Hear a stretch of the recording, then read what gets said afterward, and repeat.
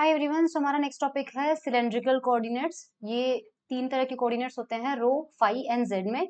आपके सामने डायग्राम दिया हुआ है। सो वर्टिकल डायरेक्शन जो होती है वो जेड होती है, इसलिए जो वर्टिकल कोऑर्डिनेट होता है वो आपके पास कौन सी डायरेक्शन होती है, जेड कैप होती है। और हॉरिजॉन्टल प्लेन में जो सर्कल बनता है उस सर्कल में हमें मिलता है, उस सर्कल की जो रेडियल डायरेक्शन होती है, यानी ये जो सर्कल मिल रहा है हॉरिजॉन्टल प्लेन में स्क्रीन के परपेंडिकुलर, इसकी जो रेडियस है वो हमारे पास में क्या है, यहाँ पे रो दिया हुआ है। ठीक है, ये रो होगा और ये एक्स से जो एंगल बनाएगा वो हमारे पास फाई होगा। सो ये तीन कोऑर्डिनेट्स हमारे पास में होंगे। अगेन रिलेशन ध्यान रखिए, कार्टेशियन में उसके साथ ही रिलेशन होता है x equal to rho cos phi, y equal to rho sine phi and z equal to z. And ये हमारे पास मैग्नीट्यूड होता है। और आपके पास अगर पिक्चर्स में देखें तो यहाँ पर देखो कोई पॉइंट पी होगा, अगर उसके कोऑर्डिनेट रो फाई जेड है तो वहां पे रो ये डिस्टेंस होगी जो जेड एक्सिस से परपेंडिकुलर डिस्टेंस है। और अगर उस पॉइंट पी से एक्स वाई प्लेन में हम परपेंडिकुलर डालेंगे तो वो क्यू पे आके मिलेगा, और ओरिजिन को क्यू से मिलाएंगे तो ये लाइन जो है एक्स एक्सिस से फाई एंगल बनाएगी, तो फाई ये वाला एंगल होगा। और वर्टिकल डायरेक्शन में कितना मैग्नीट्यूड होगा, जेड होगा। ठीक है, यूनिट वेक्टर इन सिलेंड्रिकल कोऑर्डिनेट्स। यूनिट वेक्टर हमारे पास में क्या होगा, यहाँ पे डायरेक्टली ध्यान देखिए, रो जो कैप है उसका मतलब ये होगा, रो कैप का एक्सप्रेशन ये होगा, फाई कैप का एक्सप्रेशन होगा माइनस साइन फाई आई कैप प्लस कॉस फाई जे कैप, और जेड आपके पास होगा के कैप। ठीक है, अगेन बिकॉज ये परपेंडिकुलर एक दूसरे के, तो तीनों म्यूचुअली परपेंडिकुलर है, सो रो क्रॉस फाई आपके जेड होगा, फाई क्रॉस जेड रो होगा, जेड क्रॉस रो फाई होगा।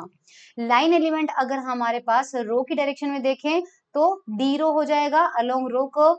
लाइन एलिमेंट अगर हमारे फाई की डायरेक्शन में देखें तो वो होगा rho D phi, again circle के ऊपर आर्क बनेगा, और आप जानते हो हॉरिजॉन्टल प्लेन में सर्कल बन रहा है, ये आपके पास रो है, सपोज ये एंगल डी फाई है, तो इस डायरेक्शन में आपके पास डिस्टेंस कितनी हो जाएगी, रो डी फाई, और इसकी टेंजेंट डायरेक्शन जो होगी वो हमारे पास कौन सी होगी, फाई कैप, इसलिए फाई कर्व है। और जेड से जेड में लोगे तो सिंपली क्या आ जाएगा, D Z along Z curve. इसी तरह से सरफेस एलिमेंट जो है वो आपको ध्यान रखना है, कांस्टेंट रो के लिए अगर सरफेस एलिमेंट लेना पड़े, अब आप सोच रहे होंगे कि ये कैसे विजुलाइज करें, जिस जिस तरह से हमारे पास प्रॉब्लम्स आएंगी तब हम इनको करेंगे कि कैसे इन फॉर्मूले को यूज करना है वहां पे। सो rho D phi D Z होगा कांस्टेंट फाई सरफेस के लिए, डी रो डी जेड होगा कांस्टेंट जेड सरफेस के लिए, रो डी फाई इतना होगा। ठीक है, वॉल्यूम एलिमेंट सिंगल होगा हमारे पास में, rho D phi D Z.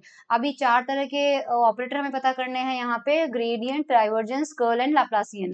सो सिलेंड्रिकल कोऑर्डिनेट में ग्रेडियंट ऑपरेटर इस तरह से होता है, एंड ये डाइवर्जेंस होता है, कर्ल होता है, और आपके पास यहाँ पे है लाप्लासियन। ये चारों आपको याद रखने हैं। Conversion of A vector from Cartesian two cylinder, अगर कार्टेशियन से सिलेंडर में जाना है तो ये आपके पास मैट्रिक्स फॉर्म में रहेगा। सो इस डायरेक्शन में आपके पास में कोई वेक्टर है जो कि सिलेंड्रिकल कोऑर्डिनेट में उसके कंपोनेंट है, उसके कंपोनेंट क्या होंगे, ए रो होगा कौन सी डायरेक्शन में, रो कैप में, प्लस ए फाई होगा कौन सी डायरेक्शन में, फाई कैप में, प्लस ए जेड होगा कौन सी डायरेक्शन में, जेड कैप में। और इधर आपके पास सेम वेक्टर है लेकिन वो कार्टेशियन में है, सो ए एक्स आई कैप में होगा and a y j cap में होगा एंड ए जेड के कैप में होगा। तो इन दोनों का बीच में आपस में जो कन्वर्जन होगा वो इस मैट्रिक्स के थ्रू होगा। Now we will move to the question. So यहाँ पे आप देख लीजिए, अब देखो 46 प्रॉब्लम हम ऑलरेडी कर चुके हैं वेक्टर एलजेब्रा में, 46 problems we have already done. जो एग्जांपल्स यहाँ पे मैं करवाऊंगी उसके अलावा जो प्रैक्टिस सेशन होगा हमारा, वो प्रैक्टिस में हम सिर्फ और सिर्फ पीवाईक्यूज करेंगे। मैं ये सोच रही हूँ कि मैं पीवाईक्यूज आपको एज असाइनमेंट दूं, उसमें जितने भी एग्जाम मैंने इंट्रोडक्टरी वीडियो में बताए हैं, सो मेरे पास आई थिंक एचसीयू के हैं, सीयूईटी के हैं, टीआईएफआर के हैं, आईआईटी जैम के हैं, जेस्ट के हैं, एंड आई थिंक इतने के कर लोगे तो बहुत समझ में आ जाएगा कि किस बारे में बात हो रही है। सो आपके पास कहा गया है कि 4 forces are given below in Cartesian and spherical polar coordinates F1, F2, F3 and F4, K is constant, identify the correct option.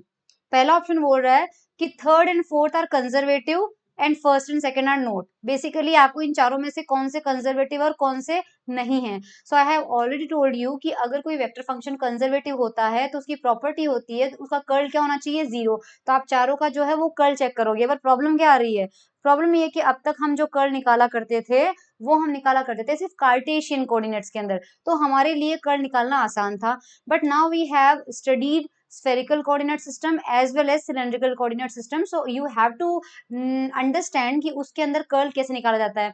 सो आपके पास यहाँ पर देखो ये आर कैप में दिया हुआ है, ये तो चलो सिंपल है, कार्टेशियन में है। ओके, ये आपके पास स्फेरिकल में कर सकते हो, ये आपके पास कार्टेशियन में सॉल्व कर लेना। इसको आप 5 है, नीचे आर है, तो ये अगेन स्फेरिकल में है। सो आप इस बार देखो कर्ल कैसे निकाला गया है। अब कर्ल का एक्सप्रेशन याद रखो, कर्ल का एक्सप्रेशन आपको बताया गया था, मैट्रिक्स फॉर्म में नहीं बताया गया था, फॉर्मूले में बताया गया था। तो अगर आपको वो फॉर्मूला याद नहीं हो रहा है तो मैट्रिक्स फॉर्म में याद रखना ज्यादा आसान है। तो आप यहाँ पर देख लो, यूनिट वेक्टर जो है, जैसे आई जे के लेते थे, वहां पर क्या लोगे, यहाँ पे आर कैप। अब यहाँ पे सेकंड वाले में क्या है, आर मैग्नीट्यूड लेना है और साथ में थीटा, थीटा कैप, ये जे कैप की जगह लेना है। ठीक है, ये रहा दिख रहा है आपको। थर्ड में आपको क्या लेना है, आर साइन थीटा, तो मैग्नीट्यूड रहेगा और डायरेक्शन कौन सी रहेगी आपके पास में, फाई कैप। तो यहाँ पे आपको ये चीज लेनी है। अब आपको और कुछ नहीं करना है, आपको सामने यहाँ पे 1/r² साइन थीटा जो है वो लगाना है, क्योंकि वो जो कर्ल का एक्सप्रेशन था ना लंबा वाला, उसमें से ये कॉमन लिया गया है। अब आपके पास डेल बाय डेल आर लगा दो, डेल बाय डेल थीटा लगा दो और डेल बाय डेल फाई। क्यों? क्योंकि r and theta and phi हमारे पास स्फेरिकल कोऑर्डिनेट होते हैं।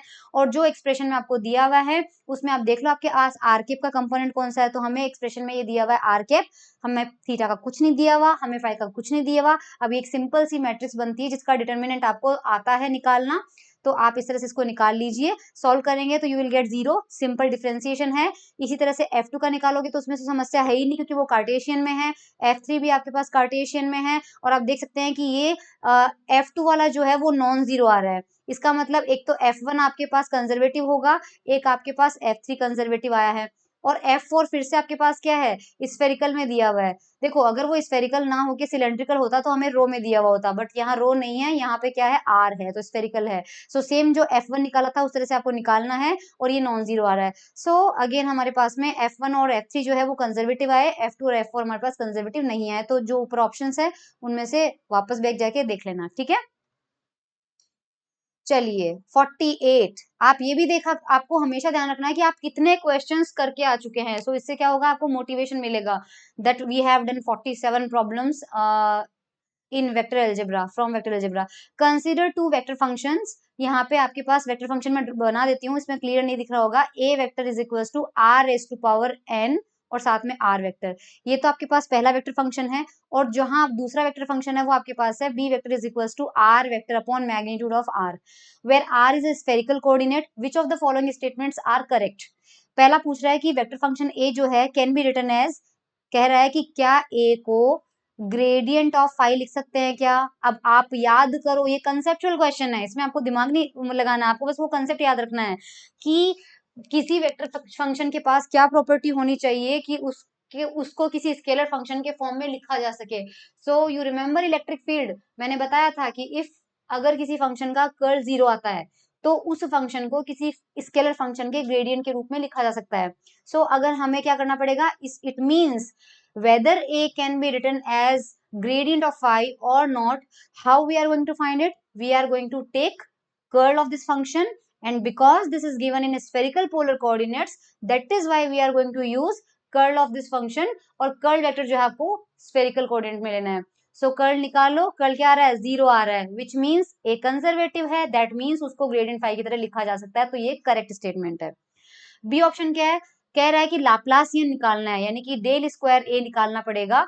तो वो बताओ कि क्या आंसर आ रहा है। ये तो बता रहा है n+1 n+2 r raise to power n-1, क्या ये आ रहा है। अब लाप्लासियन ऑपरेटर प्रीवियस लेक्चर में हम पढ़ चुके हैं, लाप्लासियन ऑपरेटर आपके पास में उसमें आर के रेस्पेक्ट में डबल डेरिवेटिव होता है, थीटा के रेस्पेक्ट में डबल डेरिवेटिव होता है, फाई के रेस्पेक्ट में डबल डेरिवेटिव होता है। यहाँ आपको साफ साफ पता है कि जो फंक्शन ए दिया हुआ है उसमें थीटा और फाई है ही नहीं। सो बहुत निश्चिंत हो जाइए, बिकॉज आपको फाई के रेस्पेक्ट में एंड थीटा के रेस्पेक्ट में डिफरेंशिएशन करना ही नहीं है।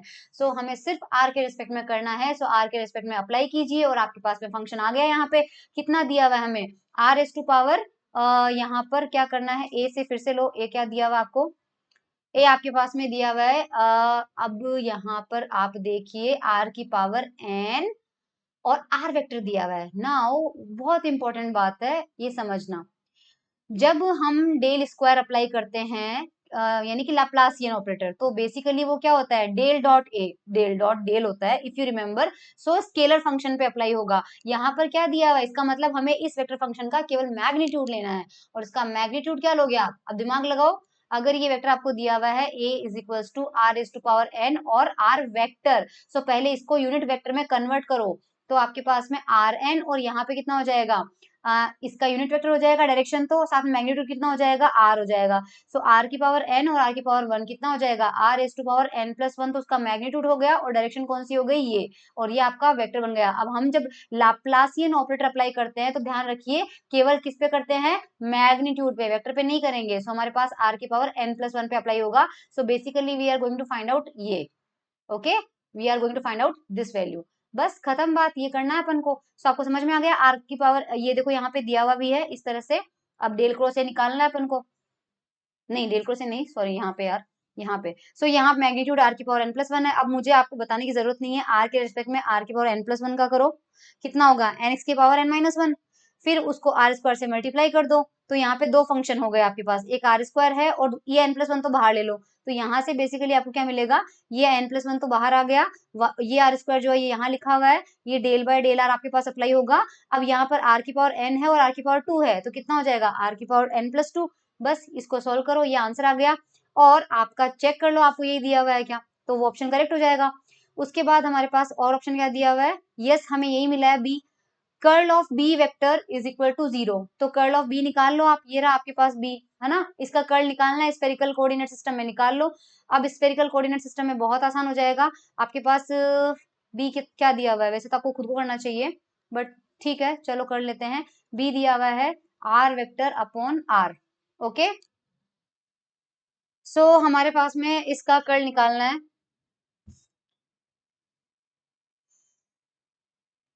अगेन आप इसको क्या कीजिए, यूनिट वेक्टर में लीजिए, है ना, तो यूनिट वेक्टर में आप लेंगे तो ऊपर वाले को टर्म को अपन क्या लिखेंगे, आर का मैग्नीट्यूड और आर यूनिट वेक्टर। ये तो मैंने आर वेक्टर को लिख दिया, नीचे मैग्नीट्यूड, ये मेरा कैंसिल आउट हो गया, यानी सिर्फ आर कैप दिया हुआ है, उसका मैग्नीट्यूड कितना है, 1। सो अगर मैं कर्ल निकालूंगी भी सही, तो आपको पता है कि इस ऑपरेटर में एक बार डेल बाय डेल आर भी आएगा, साथ साथ में कुछ होगा, डेल बाय डेल थीटा आएगा, थीटा और फाई तो छोड़ो, लेकिन डेल बाय डेल आर होगा, और यहाँ पे 1 लिखोगे तो आंसर कितना आ जाएगा, 0। सो कर्ल ऑफ बी आपको कितना मिलेगा, 0। तो यहाँ पे कर्ल ऑफ बी 0 आ रहा है। सो अगर कर्ल 0 आ रहा है तो बी का नेचर कैसा होगा, कंजर्वेटिव होगा। सो आपके पास डी ऑप्शन दिया हुआ है, vector function B is conservative in nature, which is a correct statement, क्योंकि उसका कर्ल क्या आ रहा है, 0 आ रहा है। इसके बाद हमारे पास क्या है, सरफेस इंटीग्रेशन ऑफ वेक्टर, ये बड़ा अच्छा है, ठीक है। तो ये अपन करते हैं नेक्स्ट लेक्चर में।